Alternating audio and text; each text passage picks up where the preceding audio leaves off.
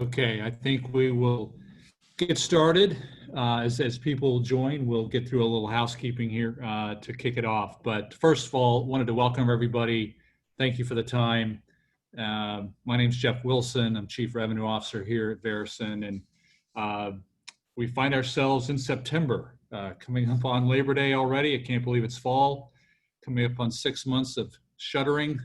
So it's somewhat gone by quickly, somewhat gone by very, very laborious. So I know we're all dealing with many different things, but thank you for the time today. So our theme today is, as you can see, the State of Supply Chain Inventory Management 2020 is a recent survey that we initiated with our base of contacts and got a lot of good input on it. And we wanted to take a quick look into that, some of the responses as it relates to obviously what we're trying to do to help companies build more resilience in supply chain. And we asked one of our customers, Graphic Packaging, and Geoff Mueller to join us to add the commentary, give it some context to a real life example of what a company and team are trying to do and respond to not just the current pandemic, but certainly as they take on new initiatives and how they work through that. So we will get through that. So I will first, let me cover our agenda today. I'll also mention at the upfront here that we would like, obviously, your questions. We're going to handle all of those at the end of today's call. We'll get through a few of these slides, handle the Q&A at the end on Geoff's session. The other piece we'll offer out there is that we will certainly love to have the opportunity to connect with anyone that would like a live demonstration of our platform after you hear a little bit more about how Geoff and his team are using it. So feel free to raise your hand, use the chat, or just contact us directly on that for a live demo after that. And as well, if you'd like to contact Geoff, I'll bring this up again at the end of the meeting today, but certainly if you have questions directly one-on-one with Geoff, happy to make that connection for you. So with that, I want to give you a little idea of how we'll go through the next 30 or 40 minutes. I'll let Geoff and Paul introduce themselves. We'll go through a few of the summary state of the inventory management report itself. And then we'll segue to Geoff, and he'll walk through their experience and what they're doing to continue to build resiliency, respond to COVID, all the above there. And as I said, a little Q&A at the end. So with that, Geoff, I'll let you introduce yourself, kind of tell everybody what Graphic Packaging is all about. All right, thank you, Geoff. Geoff Mueller, I'm with Graphic Packaging now, 2 years, been in the industry about 22 years. About half my time was boots on the ground in manufacturing plants around the country, optimizing production lines and helping a lot of the Fortune 100 with that effort. That then led to supply chain optimization and looking at everything synergistically across the network and the interdependencies between facilities at a supply chain level. And a lot of that was optimizing the inventory across the supply chain as a whole versus just in a single facility. I've been very pleased to work with Verison, especially around managing our indirect materials and really putting that opportunity to use the data across the enterprise to our benefit. Happy to be here. And maybe, as you told me leading up to this, a little sharing of how folks in the audience may be using a lot of what Graphic Packaging does these days. So thanks, Geoff, for the nod. A lot of you probably use our stuff or consume it. We make all the Starbucks cups, a lot of the fast food packaging. We're most of the center of the grocery store as far as cereal boxes, cases of beer. During COVID, we've had a severe change in mix for the better. Our volumes are way up as we help our customers to repackage, for instance, a lot of the alcohol bound for the bars into cans and get it out to the supermarkets. So we've been happy to adjust, and we've needed a lot of the flexibility that Verison has provided but we've definitely been racing to keep up right now as the demand for all our customer base shifts, and they rely on us to really help package the stuff so that they can sell it in the new environment. Good. Thank you, Geoff. Appreciate that. Paul? Hi, Paul Noble, founder and CEO of Verison. Thank you everyone for joining us here again on our monthly webinars, and appreciate you taking the time out of your busy schedules to join us. I know for those that are repeat and have been on a few of these for us, and those that may be new, we are a supply chain intelligence company solving for significant challenges in the materials management space. And our vision for the company is a more intelligent, connected supply chain. And look forward to going through some of the results from our recent State of Supply Chain survey and its impact on what you and your peers and executive are looking at across supply chain. And really, as we look at all of the discussion points throughout today, the way our approach to this is certainly different than most, and if all traditional methods, as we look at data and byproducts of data's impact on business outcomes, specifically being inventory and procurement. And that's a big takeaway and from here today, and that we would love to have the opportunity for anyone that's interested, as Geoff mentioned, to take a deeper dive into your State of the Union. So thank you, and look forward to the conversation. Thank you, Paul. So I'm going to dive into a little bit of the summary overview of the survey report itself. Geoff and Paul certainly may have some comments and some feedback on their experiences as part of that. So to begin with, I thought I would just kind of do a little summary review of the report itself, some of the key findings, some of the key takeaways from the report itself. And again, the intent, objective of the survey was to kind of top of mind, how are people responding? What were the shifts in priority relative to such a significant change in business? And so we'll talk a little bit more about that. So the first one is what you would think is most companies felt pretty mature relative to how they have built their supply chains, their operational productivity, et cetera. But I think pretty obvious that only 10% felt fully prepared for something significant like what we're seeing today. So that wasn't too surprising.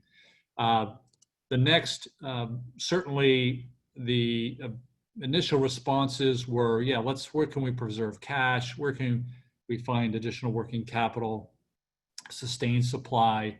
Those were, the first, call it quarter of the pandemic, were the obvious responses.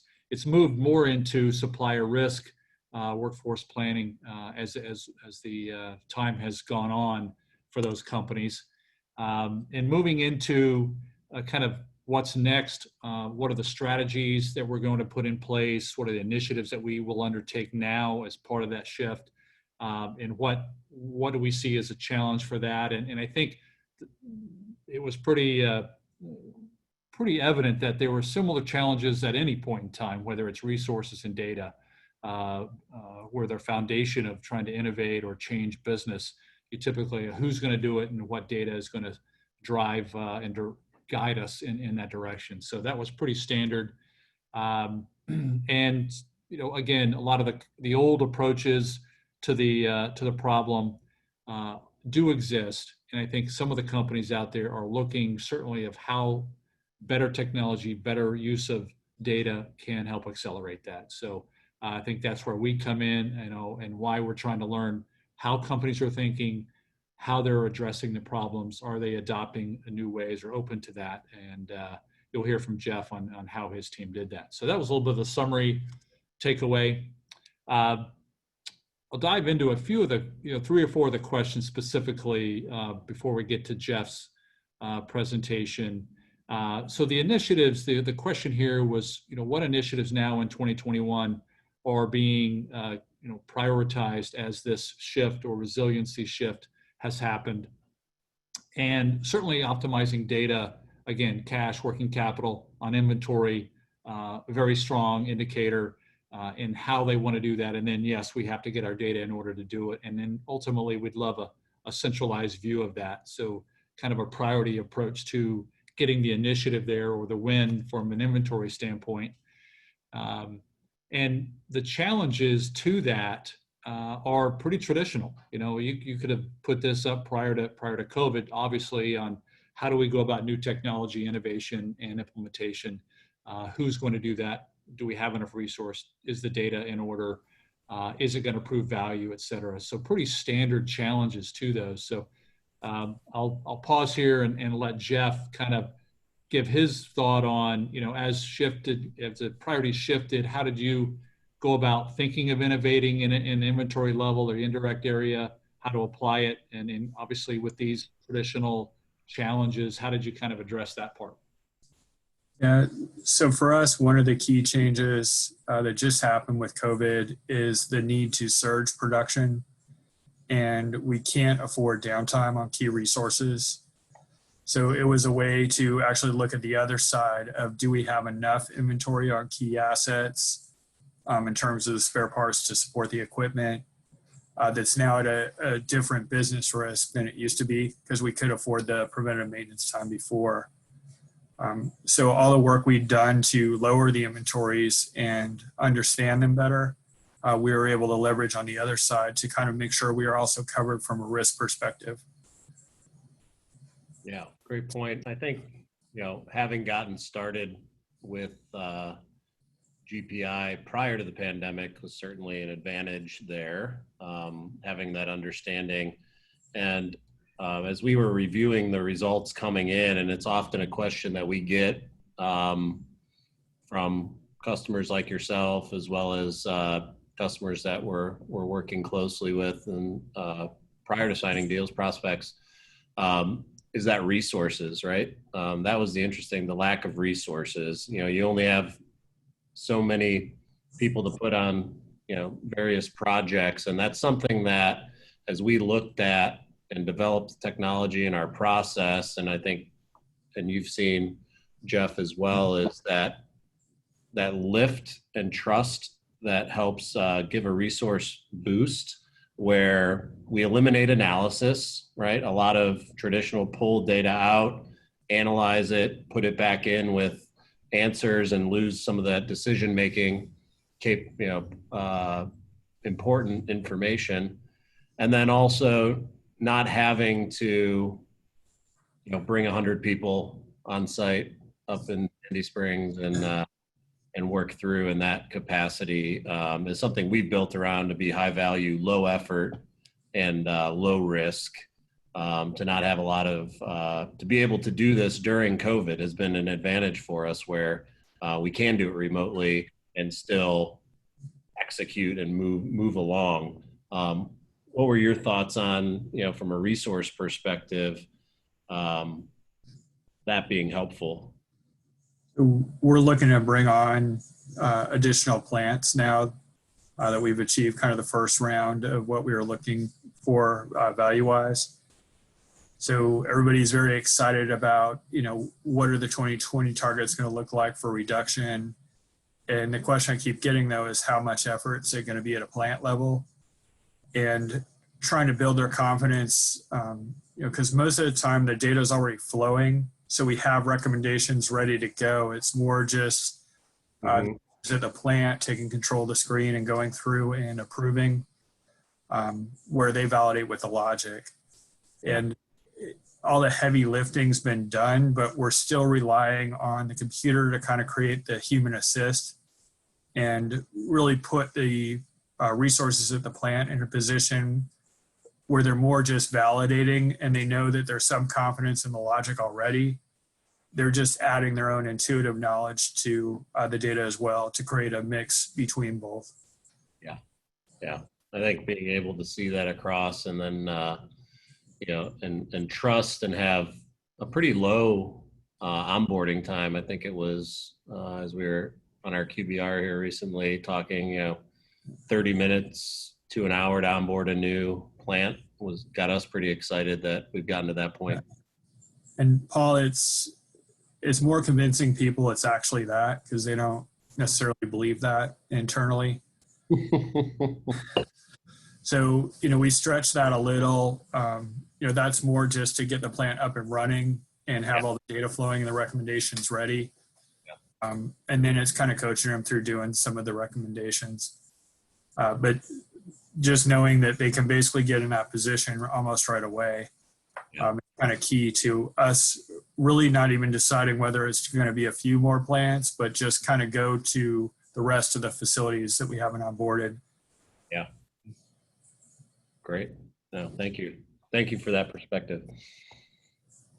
All right. So next slide will cover, so moving from, initiative to problem, considering the priority of what value the team kind of puts in these areas of the data, the inventory optimization, et cetera. So clearly we can see that the bottom two bars here, 90% or so, see the value, identify the value, we're working on the value. 40% say they have a clear path to the value. The other 60% working on it or not doing it yet, but definitely see an opportunity here relative to getting a better handle on inventory value and the data itself. But having said that, there's a lot of awareness around it, and specifically in the indirect side, we saw that only 3% really of that large percentage that are seeing that there is value there. Only 3% say they have an excellent handle on it. So Geoff, any commentary on maybe the diversity of, okay, we think we've got what we have, and kind of that business as usual, yet when it comes to a specific area, well, is it really that well done or not? Is there, so where's that gray area? We're trying to do it well. You guys are helping. The key for us is we knew we had opportunity. In true corporate fashion, we established, a pretty low target, and started to go after that. As the AI algorithms went through and essentially identified, I think we were up to 26 million of identified opportunity, rather dramatically eclipsed our original goal of 5 million. The key there was, the value of the opportunity was kind of staring us in the face. And then, as I said, it was working with the resources in our plants to start validating the possible opportunity. So, it's one thing to kind of identify it. It's another thing for people to go through and say, okay, yes, we can actually lower that. I agree. And how Verison walks us through that, what's called unverified, is the raw solve of here's everything from the mathematics. And then it's the people part of, okay, here's what I'll say yes to. And we go and make those changes in SAP with the safety stocks. And that's where we start to see the actual inventory moving down over time. So overall, it's been really helpful to essentially monetize the opportunity and to allow us to properly convey it to management on, this is real numbers and we need to resource it, and have people verify a lot of this before we go and execute. Yeah. Walk that journey. Yeah, and I think that's an important point for those out there to understand, the two types of organizations, whether it's centralized or decentralized, right? So GPI is a decentralized decision-making organization as it pertains to indirect materials, at least. The plants have to make the decision on what they need or not at this point. And that's often difficult to be able to advocate execution, even if you could find the big number, right? Yeah. So it's also the way Paul, that everything's working together, and the way we're able to present the data through the platform has really built their confidence. And then seeing their peer plants kind of inch ahead of them a little has driven some competition. So it's been a nice, healthy initiative to kind of see people going after it and, kind of competing back and forth. You can see your star performers that you know about, as well as kind of encouraging some of your newer talent to go after the numbers. Certainly. That's great. Yeah. Thanks for that. Okay, I think I'll segue into Geoff's review of specifically his experience. So with just a couple of quotes that were related to the survey, as people, again, see the shifting dynamics of what COVID has done. And so Wall Street, had a report about, look, there's a lot of shifting going on, a lot of reaction, but way beyond what COVID is going to carry, there's going to be a long tail of impact and different opportunities, different ways of approaching the problem. McKinsey's report was all about, making sure to include even, easy, innovative opportunity areas to look at cash and working capital, beyond just maybe the obvious of maybe the direct material or the raw material finished good piece. There are many areas here where there's a big opportunity to relook at how to adjust the supply chain or the supplier risk in getting parts to where you need them when you need them to keep uptime going. Yeah, and you can have both, right? I think that's one of the big things, right? You can be reliable and trust what you're going to do from a production perspective, and manage working capital appropriately from an inventory perspective. It was actually interesting, before we kicked off this webinar, our friend Paul Lord at Gartner just put out an article on supplychainmanagementworld.com that, COVID has caused companies to focus on cash, but shouldn't we have been doing this the whole time, right? So interesting perspective there if you want to check it out. It's good. All right, I'm going to pass the baton over to you, Geoff, and go walk through your experience a little bit for everybody out in the audience there, and I'll flip here the slides as best I can for you, and just let me know if I'm going too fast, too slow. All right. So I appreciate the introduction and, definitely the opportunity to work with Verison on this and really help deliver this segment of our strategy for the business. You'll notice all the dots don't exactly correlate, but there's 9 major paper mills that we have out there. They need to run 24/7, very expensive parts to keep those up and running and a high utilization. And then we have the blue plants spread all over the country. These are converting plants that take the big rolls of paper and convert them into, like the board you'll see for the fridge pack of soda in the store, the coffee cups, a lot of your fast food packaging, cereal. I always say the center of the grocery store.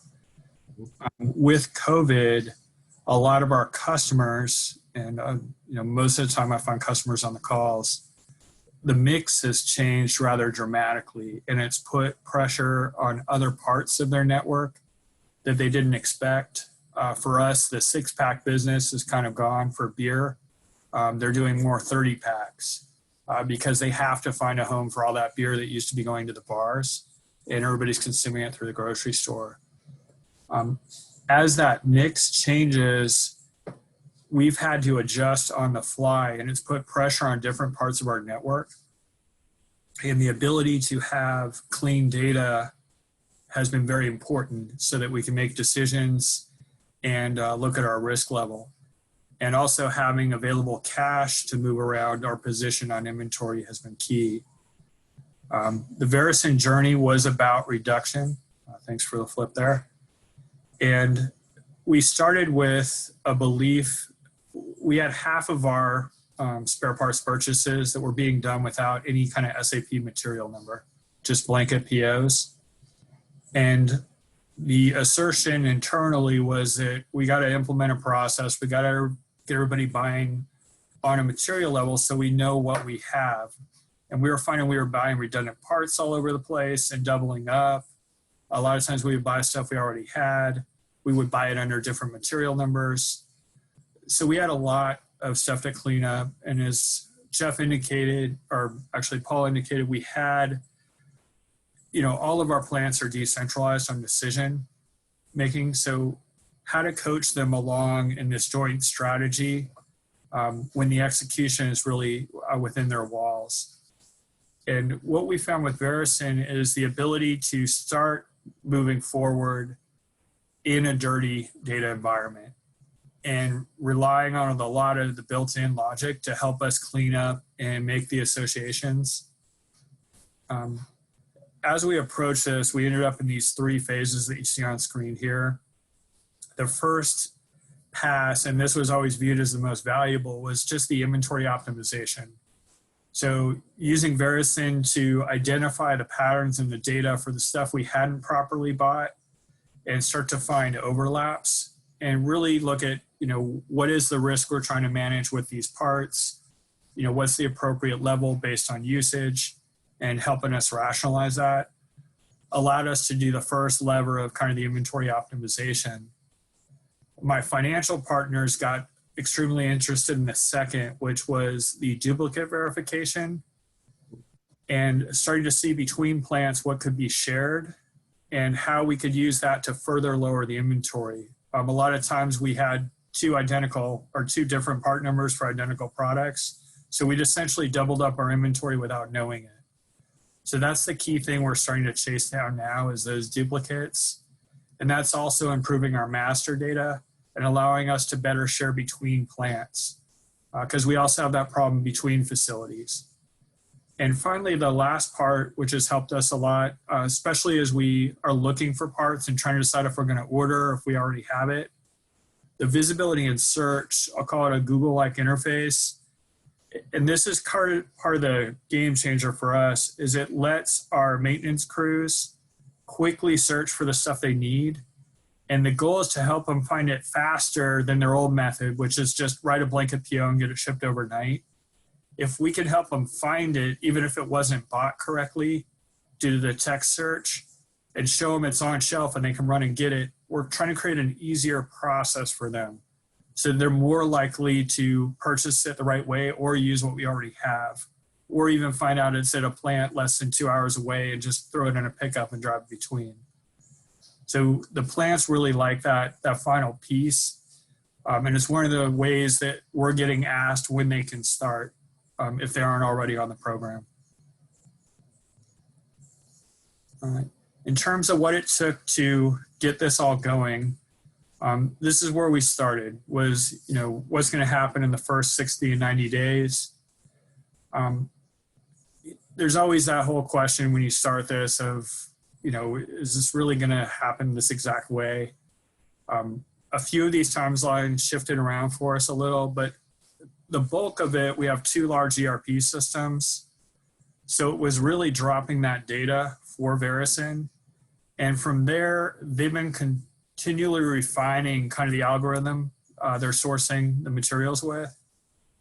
And constantly, as we get the recommendations from the plants, we found that this whole middle phase of kind of putting it in front of the users and starting to see what they trusted and what they didn't, it allowed us to make the gains fairly fast and deliver that first line of, okay, here are all the materials that we're actually going to go in SAP and lower the safety stock on.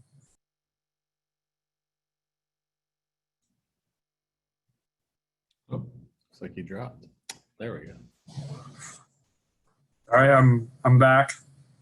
That was just quick. making sure we were all awake. Okay. So for us, that was kind of the first key milestone, was identifying, for us, it was 5 million was our first target of what's called verified opportunity. So Verison ran the math and found more than that. And then that was how we encouraged our teams to start working on the pile and find that first 5 million of stuff that they actually had said yes to, and we could go make the changes in SAP to start lowering the inventory and making sure we didn't reorder stuff above the safety stock limit.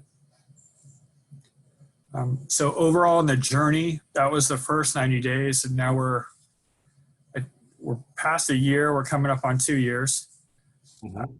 So you see the first wave was the inventory reduction. So there was the raw math of what's just the opportunity. Let's create a number and have it delineated by all the parts in which locations. Then we had our team go in and start verifying. That built the credibility and the trust. And then it also helped improve the visibility as we have there. It allowed us to start cleaning the data. So we exited wave 1 with, starting to clean the data and looking for duplicates. Wave 2 was really trying to get people to use the search interface to consume inventory we had rather than buying it with a blanket PO, and really start bringing that number down. And we really also are stressing duplicates because that's where we find we have twice as much inventory as we need. So that's our next big kind of savings window that we see. The third, which we have at the bottom of wave 2, is starting to look at inventory between sites that are fairly close.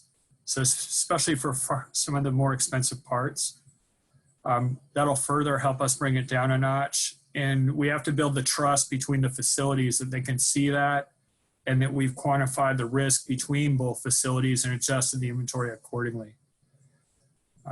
And in the end, as we go through this journey, it's all been about developing that trust with your maintenance teams that you can actually bring it down and trust the number.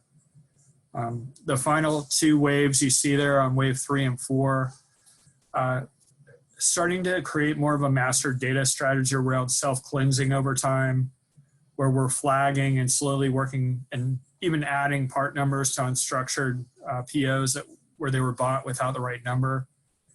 And that'll give us better demand signals. And then finally, this starts to work into, we're in the middle of starting to upgrade our planning system, and we're finding we need trusted data from all the parts of the business. And this is starting to stabilize the indirect materials. Yeah. And I'll just add real quick to that. Thanks, Geoff. And this is something we're working very closely with you and your team and Paul on, all of these decisions that we've been harnessing over the last, 12 to 18 months since we started working together, are really building blocks for progression through these waves and being able to support more quickly this digital transformation that GPI is undergoing, knowing that data is, you continue to grow very quickly through acquisition. There will be new data sets that need to be added to that and be trusted to continue to scale as the organization grows very, very quickly. And so from a takeaway standpoint, each decision counts now rather than these being independent projects and pops, and it becomes this living, breathing solution, as we like to refer to it as, that will help the organization adjacently to what we do specifically at Verison with that data.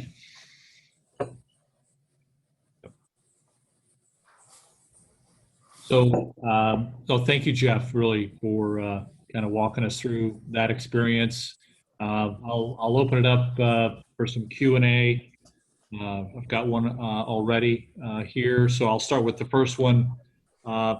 Question was, have you been able to achieve any measured, improved reduction in stockouts for those spare parts? How did the Verison tool help enable that critical assessment or risk reduction? Within graphic, unfortunately, we didn't have that problem that often. We had tended to overbuy. As I said, we had a lot of reactionary blanket POs where people had just bought stuff and put it on a shelf. We did analyze, the data trend over the past 2 years to make a lot of the recommendations. but primarily we were finding we were overstocked and well beyond what would be an advisable safety stock for the positions. So that's been kind of the true test, is bringing that down. And now as we start to draw down some, we're really watching that out of stock position. And that's where knowing the Google search kind of capability to search multi-locations and find where the parts are, that's why that's starting to come into play. As we're building the trust that we can lower it, we also want to give them an out in case, something happens and they do run out of the part and they want to find out where it is in the network quickly. So we want to enable that so they can quickly find the piece. That's good. Thank you. Next question was, how do we manage the master data and the process to create or change part numbers? Is that centralized? And is there a gatekeeper? So I'll give a quick response. I'll let Paul add on to this. But one of the things that we talk about relative to master data, first and foremost, we work alongside and complement a lot of what the MDM team, the master data, is doing for any organization. And in the MDM world, you may be familiar with this term golden record, trying to get to a golden record, which is an amalgamation, a connection of getting to a single record out of the systems that are in place. We refer to our efforts getting to a trusted record. As you heard Geoff talk a lot about, the people in the field have a lot of data in their heads that typically aren't in the systems. And all of that goes into our learning and training in the AI that we put in to continue to boost what the maybe the golden record has to become even more trusted.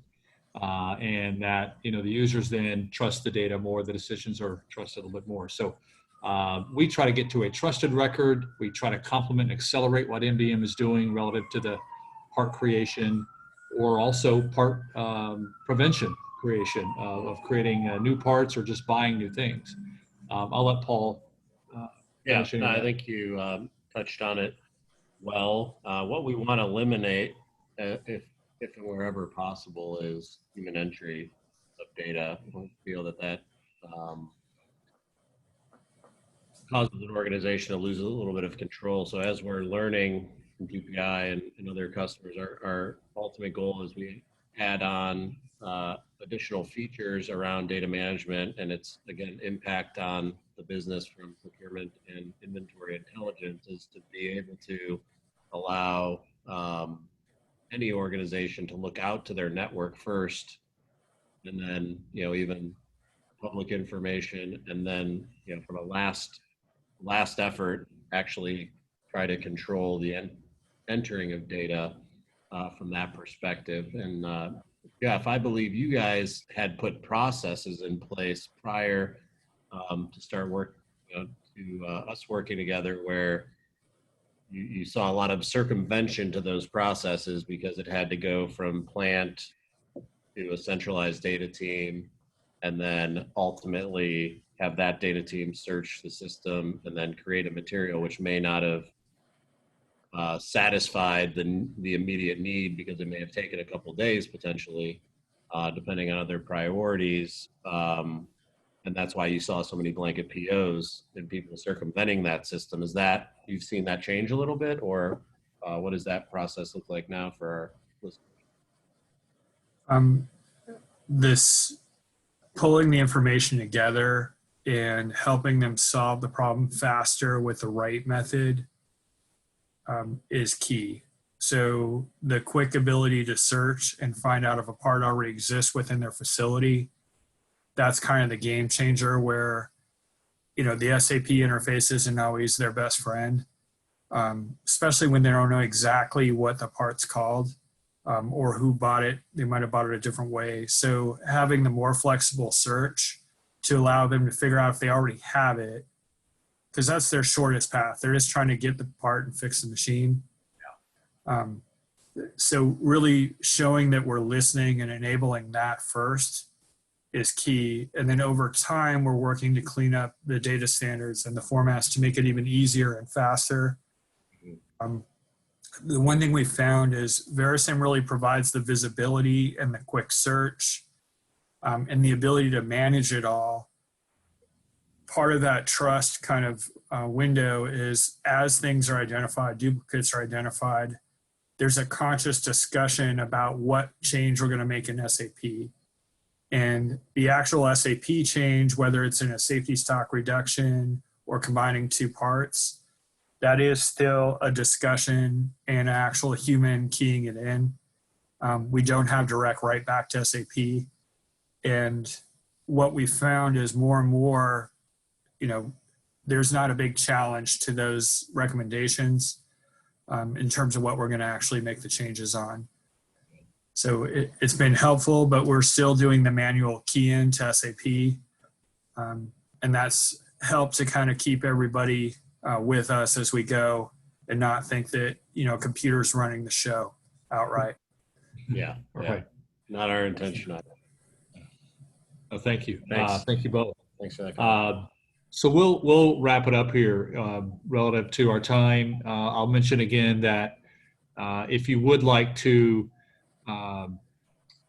contact Geoff directly, if you would like a live demo of our platform, we're happy to help talk about how we have a special program to kind of trial and innovate on it. Very low risk, no risk approach as Geoff's team took advantage of. You can reach out to me. I'm Geoff at Verison or Paul at Verison if you'd like to talk with Paul. I can also put you in touch with Geoff Mueller for the future as well. So thank you very much again for the time. Yeah. And we will be sharing this out with you so you'll get a copy on your desktop. So thank you everybody for the time today.